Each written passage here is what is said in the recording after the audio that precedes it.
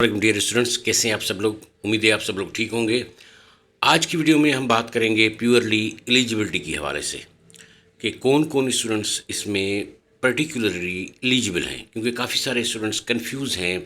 कोई कह रहा है कि मैं एलिजिबल हूँ कि नहीं हूँ, कोई पास आउट स्टूडेंट्स भी बोल रहे हैं कि हम एलिजिबल हैं कि नहीं है, फ़लाँ जगह ये लिखा हुआ है, फ़लाँ जगह ये लिखा हुआ है। तो आज हम बात करेंगे प्योर एलिजिबिलिटी के हवाले से, वो जो इस वेबसाइट पर लिखी हुई है, जो ये ऑफिशियली तौर पर, मैं उसको थोड़ा चार्ट को समझाऊंगा आपको। अब यहाँ पर सबसे पहले आप इस वेबसाइट को ओपन करें। वेबसाइट को जैसे ही ओपन करेंगे, इसकी लिंक मैंने डिस्क्रिप्शन में भी रखी हुई है, आप वहाँ से क्लिक करके डायरेक्ट इस वेबसाइट पे आ सकते हैं। यहाँ पर है MI एलिजिबल, आप यहाँ पर क्लिक करें। आइए सबसे पहले इसको समझते हैं। अब देखिए, eligible universities students studying in public sector universities, degrees awarding institutes and sub campuses duly recognized by HEC। अगर आप किसी पब्लिक सेक्टर यूनिवर्सिटी में पढ़ रहे हैं या उसके किसी सब कैंपस में पढ़ रहे हैं जो कि HEC रिकॉग्नाइज्ड है, तो आप एलिजिबल हैं।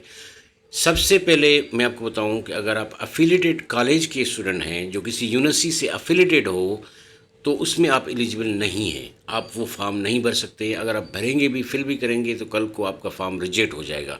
लाजमी है कि आप यूनिवर्सिटी या उसके किसी कैंपस के स्टूडेंट हो। अब एलिजिबिलिटी क्राइटेरिया पे आते हैं। Students enrolled not earlier than their respective programme date of admission as per the table below. अब ये वो टेबल है जो इन लोगों ने ऑफिशियली तौर पर अपनी वेबसाइट पे रखी हुई है। अब हम इस टेबल को समझने की कोशिश करते हैं। यहाँ पर मैं इसको डिफ़ाइन करके आपको बताता हूँ। अब सबसे पहले PhD प्रोग्राम, 5 ईयर का PhD प्रोग्राम है। अब ऊपर आप देखेंगे लिखा हुआ है date of admission greater than और आफ्टर, मतलब इसके बाद, इससे पहले नहीं, या ये भी नहीं। 31 दिसंबर 20, मतलब ये जो 20 है, अब काफ़ी स्टूडेंट यहाँ पर कंफ्यूज हो रहे हैं कि हम तो 20 बैच के हैं, हम तो एलिजिबल हैं। भाई आप देखें, ऊपर लिखा हुआ है ग्रेटर देन और आफ्टर, मतलब जो डेट यहाँ पर मेंशन की हुई है 31 दिसंबर 2020, इसके बाद 20 ईयर नहीं, आप यहाँ ईयर को काउंट नहीं करें, मतलब इसके बाद इस डेट से लेकर अगर आपकी डेट ऑफ एडमिशन है तो आप PhD प्रोग्राम वाले इसमें एलिजिबल हैं। बिल्कुल इसी तरह MS, MPhil और इक्विवेलेंट 2 ईयर का जो प्रोग्राम है, अगर आपकी जो बैच है वो 31 दिसंबर 23 के बाद आपकी एडमिशन है, तो यही जाहिर सी बात है कि 31 दिसंबर के बाद तो जनवरी शुरू हो जाता है नए साल का। मतलब ऊपर देखें PhD में तो ये क्या होगी, 1 जनवरी 2021, और MPhil MS या इक्विवेलेंट क्या होगी, 31 दिसंबर 2024, मतलब 23 के बाद, 23 के बाद, 23 वाली जो बैच है वो एलिजिबल नहीं है MPhil की। उसके बाद, उससे पहले या उस ईयर वाले भी नहीं। यहाँ पर ये समझ आफ्टर लिखा हुआ है, ग्रेटर देन और आफ्टर। ऊपर भी ये लिखा हुआ है student enrolled not earlier than, मतलब इस डेट से पहले जिनकी एडमिशन है वो डेट देखें, आप ईयर को नहीं देखें, ठीक है।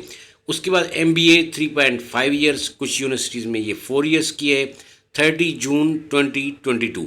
मतलब अगर आप 30, अब यहाँ पर ईयर को, हाफ ईयर को आप काउंट कर सकते हैं कि अगर आप 30 जून 2022 से लेकर आपकी एडमिशन है, या इस डेट के बाद, मतलब अगस्त 2022 में है, सितंबर 2022 में है, अक्टूबर 2022 में है, तो आप इसमें एलिजिबल हैं।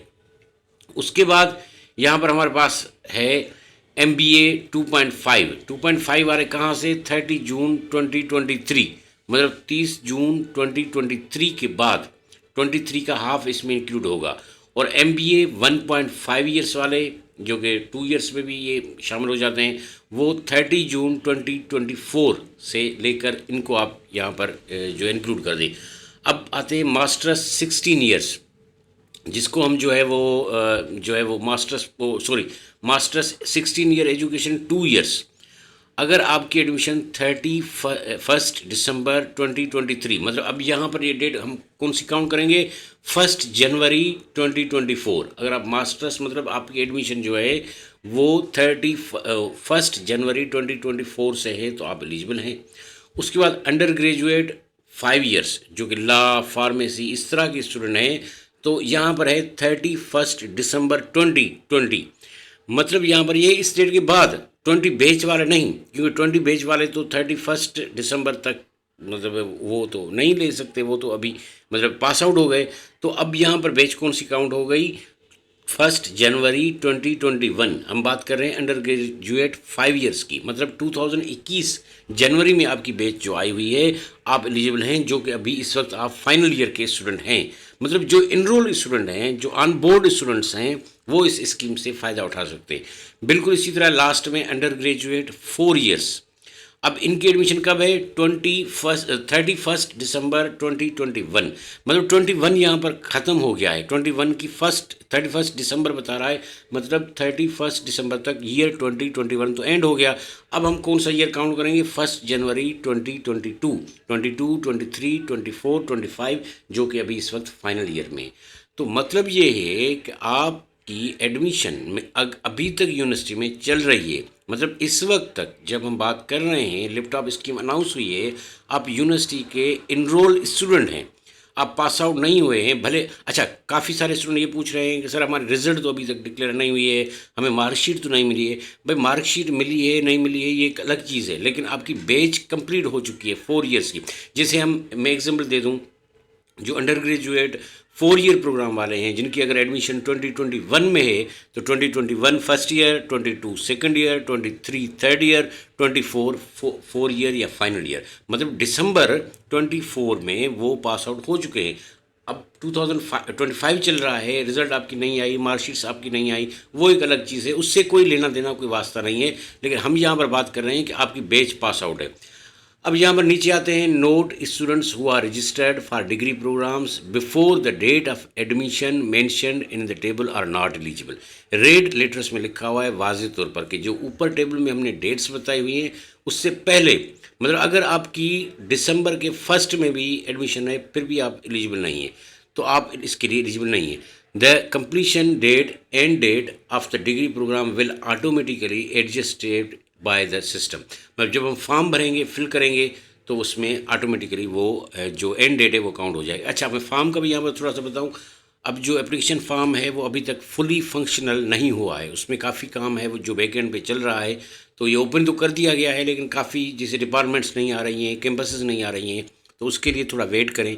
कुछ 2, 3, 4 दिन या कुछ दिन वेट करें, वो जैसे ही मतलब है कि सेट हो जाता है तो फिर भी हम आपको बताएंगे। तब तक चैनल को ज़रूर सब्सक्राइब कीजिएगा अगर अभी तक सब्सक्राइब नहीं किया है आपने तो। अच्छा, यहाँ पर अब आते हैं, students studying in public sector universities degree awarding institute duly approved by HEC. यहाँ पर ये हुए student enrolled in PhD, MS, MPhil or equivalent 18 year programmes except weekend programme. अच्छा, अब MPhil भी आप कहीं पर कर रहे हैं जो कि वीकेंड प्रोग्राम में है, तो फिर भी आप एलिजिबल नहीं है इसके लिए। Students enrolled in 1.5 and 2 year masters programme except weekend programmes, मतलब अगर वीकेंड प्रोग्राम आपका है तो उसके लिए आप एलिजिबल नहीं है। स्टूडेंट्स इनरोल्ड इन 4 ईयर और 5 year bachelors degree programme morning evening, इसमें कोई ये नहीं है कि आप मॉर्निंग में हैं या इवनिंग में हैं, आप एलिजिबल हैं इसके लिए। अच्छा, यहाँ पर मैं और भी क्लियर कर लूँ, इसका मेरिट और सेल्फ से भी कोई लेना देना नहीं है। भले आप मेरिट पर के स्टूडेंट हैं, भले आप सेल्फ के स्टूडेंट हैं, आप भले आप सुपर सेल्फ के स्टूडेंट हैं, आप इसमें स्कीम के लिए एलिजिबल हैं अगर आपकी CGPA टॉपर्स में आती है, वो टॉप में CGPA आप ले रहे हैं तो ठीक है। Students having secured 70% marks for the semester system means 2.80 CGPA and 60% marks for the annual system, मतलब मिनिमम जो इस स्कीम के लिए एलिजिबिलिटी है, आपकी मिनिमम एलिजिबिलिटी के कंसीडर किया जाएगा, आपका मिलेगा तो टॉप CGPA वालों को, लेकिन जो कंसीडर किया जाएगा इन एलिजिबिलिटी से बचने के लिए वो 2.80 होनी चाहिए। अगर इससे कम है तो आप इस स्कीम के लिए एलिजिबल नहीं है। CGPA GPA to percentage conversion shall be governed by HEC defined formula, जो इनका अपना फार्मूला है उस हिसाब से ये डिफाइन करेंगे। अच्छा, following students will not be eligible for laptop scheme under this scheme. Students enrol at any private sector और हायर एजुकेशन इंस्टीट्यूट, मतलब आपका जो यूनिवर्सिटी है या इंस्टीट्यूट है वो पब्लिक सेक्टर नहीं है, प्राइवेट सेक्टर है, तो आप इसके लिए एलिजिबल नहीं है। Students enrolled at any government degree and post degree college and affiliated college, जैसे मैंने शुरू में कहा, अगर अफिलिएटेड कॉलेज के आप स्टूडेंट हैं तो आप नहीं हैं इस स्कीम के लिए eligible. Students who have already received a laptop under any federal और प्रोविंशियल गवर्नमेंट स्कीम, अगर आपको पहले किसी भी स्कीम के तहत लैपटॉप मिला है तो आप इसके लिए एलिजिबल नहीं है। Foreign nationals except students from AJK, आपको नेशनलिटी फॉरेन की है, बाहर की है, आउट ऑफ पाकिस्तान है तो आप एलिजिबल नहीं है। If any student has not applied online on his her application has not received दो ऑनलाइन पोर्टल, ठीक है। The eligibility for laptop award will also be determined at the time of distribution. If students fail to produce the required documents and proof of academic performance against the data which made him her qualified for laptop, he she shall not be awarded laptop। अच्छा, ये and में बड़ा मसला करता है। मैं आपको बताऊँ कि कुछ स्टूडेंट, अगर आपने ऐसी वैसी कोई CGPA लिख ली या ऐसी वैसी डेटा जो है वो इनपुट कर दी, तो एक तो वेरिफिकेशन फ़ेज़ में जो है वो आपके डॉक्यूमेंट्स जो ओरिजिनल हैं वो आपको चेक किए जाएंगे। ओरिजिनल डॉक्यूमेंट्स में अगर डेटा मैच नहीं कर रही जो आपने ऑनलाइन फॉर्म में फिल किया है, तो उसी वक्त आपको रिजेक्ट कर दिया जाएगा। उसी वक्त मतलब है कि आपको ऐसे समझिए कि सुने बगैर ही आपका फॉर्म जो है वो डिस्कार्ड कर दिया जाएगा। तो लाजमी है कि आप जो अपनी डेटा है वो आप अपने ओरिजिनल जो डॉक्यूमेंट्स हैं उनको आप देखें डेटा फिल करते वक्त, जो कि कल को जब आप वेरिफिकेशन के मरहले में आएँ तो आपकी डेटा मैच कर रही हो, या टाइम भले आप वेरिफिकेशन से भी निकल जाएं, डिस्ट्रीब्यूशन के टाइम भी ये 3-4 स्टेज पर आपके ओरिजिनल डॉक्यूमेंट्स वेरीफाई होंगे। एक जैसे ही आप फॉर्म फिल करेंगे उसके बाद फिर आपको मतलब है कि डॉक्यूमेंट्स आपसे मांगे जाएंगे। उसके बाद फिर जब at the time of distribution होगा फिर आपसे उस वक्त ओरिजिनल, फ़ोटो का भी नहीं, बिल्कुल ओरिजिनल आपसे डॉक्यूमेंट्स मांगे जाएंगे, ठीक है। CGPA GPA to percentage conversation shall be, ये हमने कर दिया। Any selected student who passed out degree programme prior to laptop distribution. देखिए यहाँ पर क्लियर लिखा हुआ है कि अगर आप पास आउट स्टूडेंट हैं, इस स्कीम्स के अनाउंस होने से पहले पास आउट हो चुके हैं, लाइक ये स्कीम सपोज कर दें अगर आप अप्रैल में अनाउंस हुई है और आप जनवरी या फरवरी में भी पास आउट हो चुके हैं तो आप इस स्कीम के लिए एलिजिबल नहीं है। बाकी मैं इस हवाले से और आपको बताऊं कि सेल्फ में हैं आप, मेरिट पर हैं, मॉर्निंग में है, इवनिंग में है, आप एलिजिबल हैं, आप इस स्कीम से फ़ायदा उठा सकते हैं। और दूसरी बात यह है कि आप मेरिट पर हैं, सेल्फ पर हैं, आप एलिजिबल हैं अगर आप मतलब है कि पब्लिक सेक्टर यूनिवर्सिटी में हैं और आपकी CGPA है तो डियर फ्रेंड्स, होप्स हो कि इस वीडियो से आपके काफ़ी सारे जो क्वेश्चंस होंगे वो क्लियर हो गए होंगे। चैनल को ज़रूर सब्सक्राइब करें। हम दोबारा एक बार फिर आपको स्टेप बाय स्टेप बताएंगे कि आप ऑनलाइन फॉर्म किस तरह फिल करें, स्टेप बाय स्टेप पूरी डिटेल में हम आपको ये वंस ये फॉर्म ओके हो जाए और सेट हो जाए तो हम आपको ये भी बताएंगे। Thank you so much. Thank you dear friends.